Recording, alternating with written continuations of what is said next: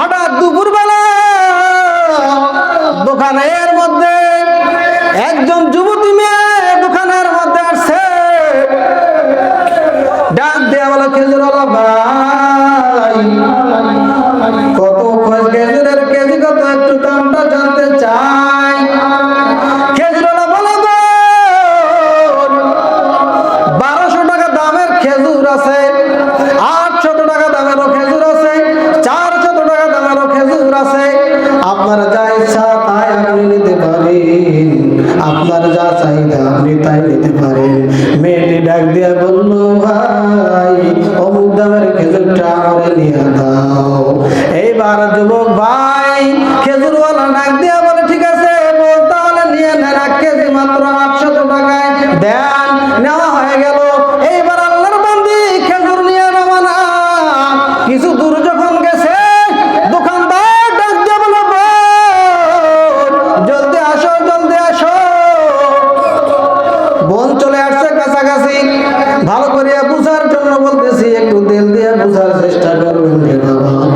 খেজুর ব্যবসায়ী ডাক দিয়া বলে, ও জলদি করে একটু আমার কাছে আসো, আসো। এইবার মহিলা যখন যুবকের কাছে আসছে, বলে, ভাই কি জন্য ডাকতেছো? বলে, ডাকতেছি আপনাকে যে খেজুর গুলো দিয়েছি এগুলি ভালো না। এগুলি কি না? আমার রুমের ভিতরে সবচেয়ে ভালো উন্নত মানের একটা আজোয়া খেজুর আছে, আসেন রুমের ভিতরে আসেন, এই ভালো খেজুরগুলি আপনারা দিতে চাই। কিতাবের মধ্যে লেখে যুবতী মেয়ে এত সুন্দরী ছিল, এত সুন্দরী ছিল, যুবক বেটিকে দেখার পর পাগল হয়ে গেছে, পাগল হয়ে গেছে। যুবতীকে নেওয়ার পর ভালো খেজুর দেওয়ার চলে ঘরের ভিতরে নিয়ে নিল। ঘরের ভিতরে নেওয়ার পর যুবতীর যখন আল্লাহর বান্দা হাতটা ধরেছি, এমন সময়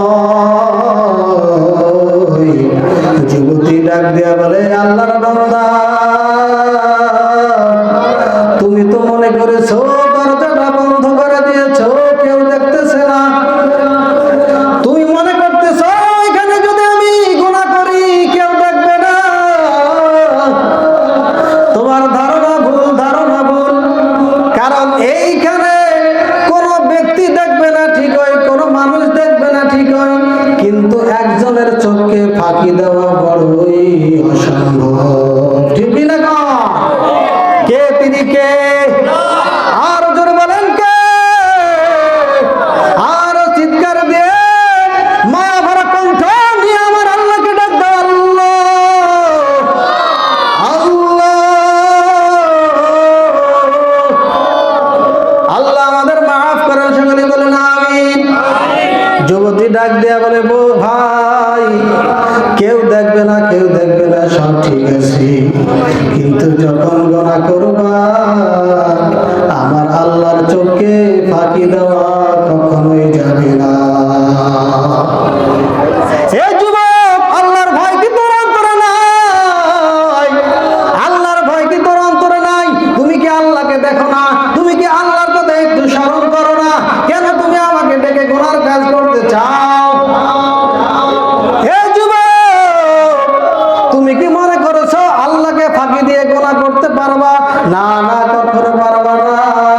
যুবককে ডাক দিয়ে বলে, যুবক, এই মুহূর্তে যদি তোমার আমার মরণ হয়ে যায়, আজরাইল যদি এসে আমাদের জানটা কবজ করে নিয়ে যায়, কিয়ামতের ময়দানে আল্লাহ যদি তোমাকে বলে, রে যুবক, কেন ওই বোনকে পাওয়ার পর এই গুনার কাজটা করেছো, কি জবাব দিবার যুবক? একটু কিয়ামতের ময়দানের কথা একটু স্মরণ করে দেয়া। যখন কিয়ামতের